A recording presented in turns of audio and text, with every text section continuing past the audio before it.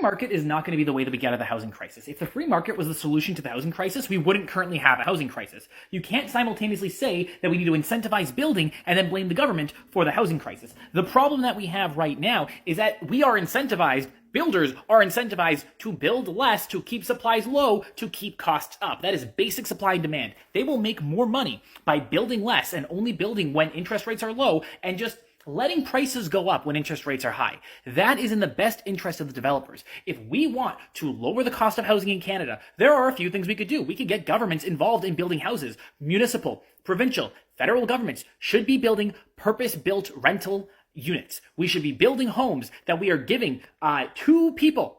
We should be building homes for people, and they should not be for profit.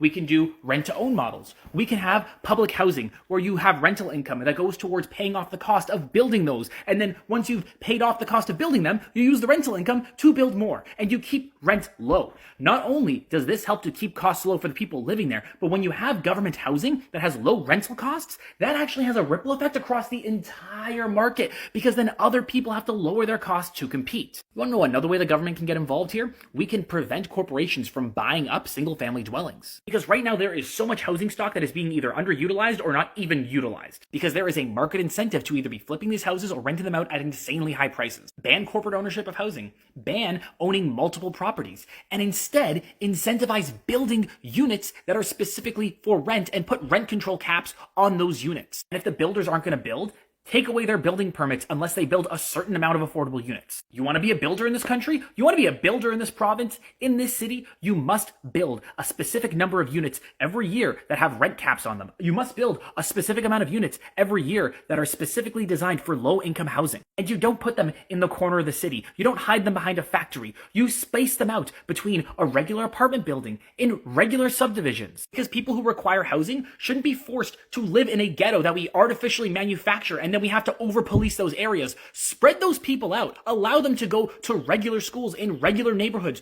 Don't force everybody to live in a small, cramped place because all that does is create more opportunity for crime. It creates more opportunity for people to stay in the poverty trap.